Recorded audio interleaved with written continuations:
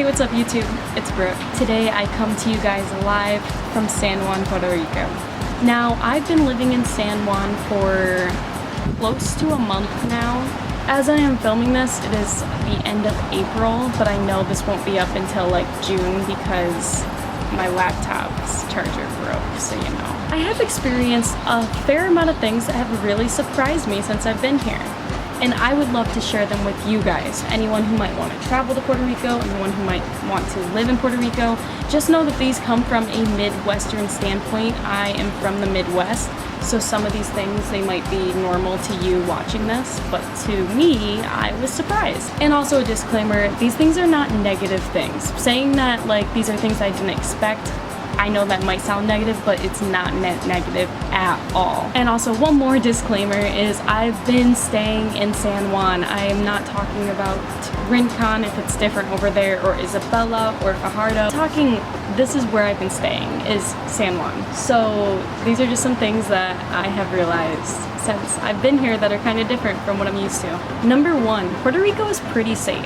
Now, I'm not saying that I came here and expected it to be super dangerous, but I was looking up my location on the map. I saw a lot of places that had like bars, as in like beams, you know, like that go in front of buildings to like make sure that people don't like rob it. So when I saw that, I was very sketched out, and I remember telling my friends like, oh my gosh, this is the area I'm gonna be staying in. But with that being said, I've looked around, I've seen places that have bars on them. Like I'm looking at our neighbor right now, they have bars on their house.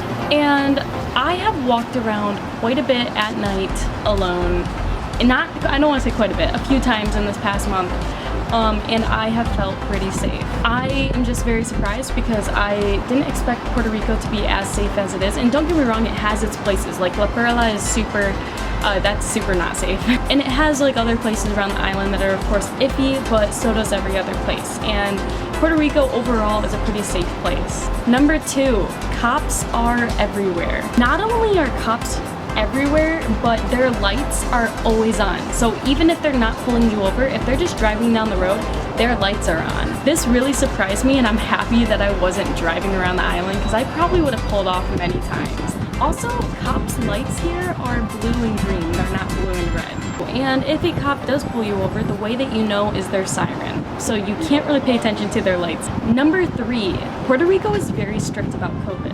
At least compared to the Midwest where I live, Puerto Rico is so strict.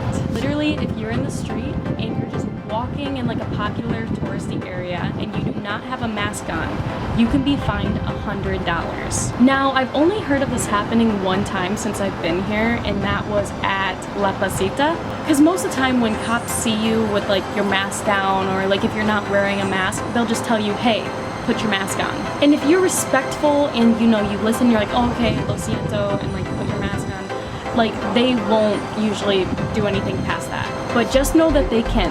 There's also a curfew here, which was bizarre to me when I found this out. When I first got here, the curfew was from 10 p.m. until 5 a.m. And then for a while it switched from 9 p.m. to 5 a.m. But it just switched back from 10 to 5. There is a curfew at night and literally nothing is open. The only place that is open after hours is called La Perla. Now, La Perla is a place in Old San Juan, and it's like on the coastline, and basically it's a really sketchy area. It's for clubs, it's for drug deals, it's for a lot of bad things, but it's also a lot of fun. To get to La Perla from Old San Juan, you have to just kind of follow the coastline to get to it, and you have to go around the cops because La Perla is the only place that's open after hours in San Juan.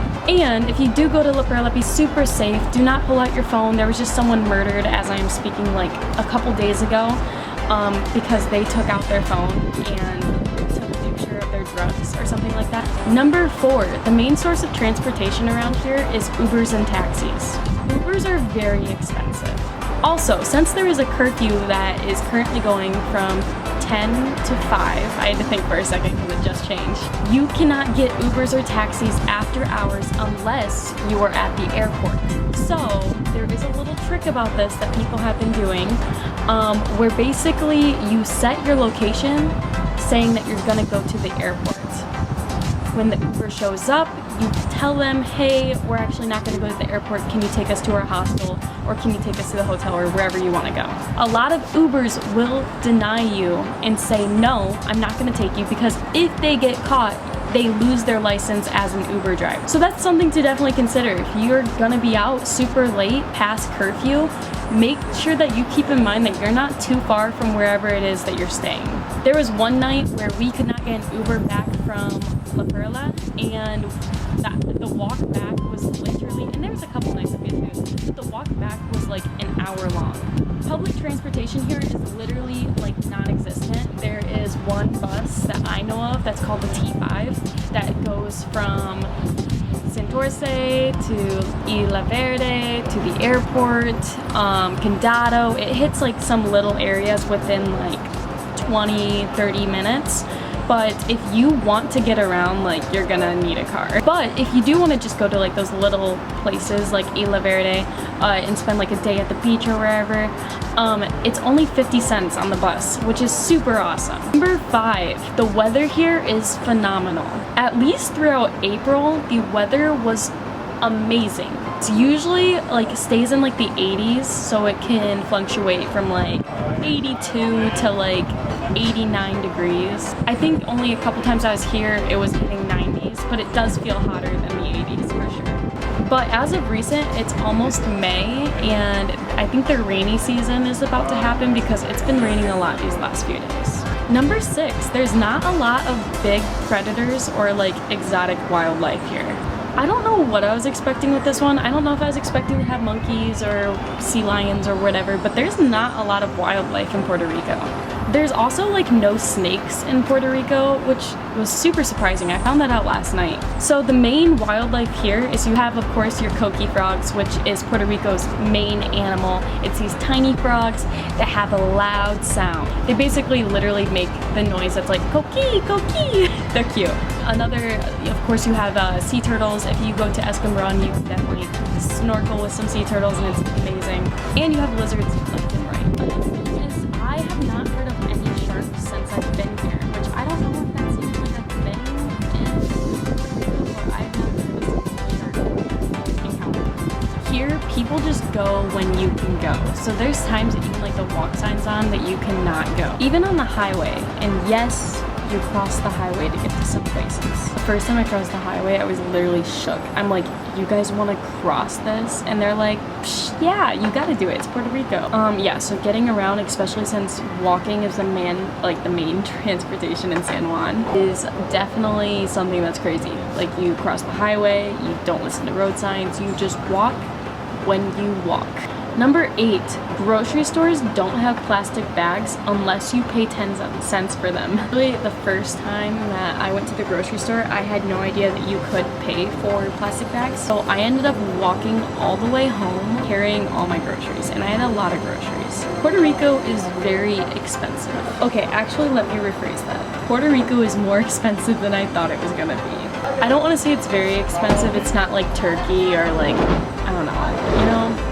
But I was expecting Puerto Rico to be super, super cheap, and I got here and it's more expensive than like the Midwest. I would compare its prices to California or Hawaii.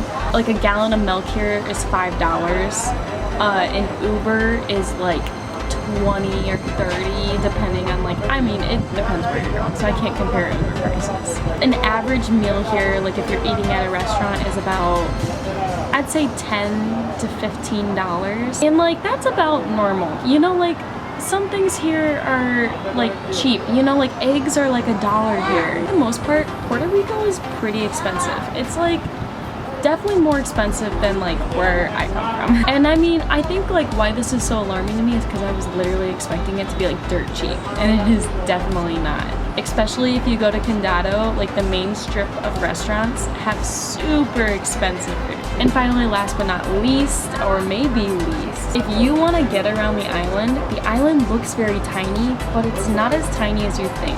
So if you want to get around the island, you have to rent a car.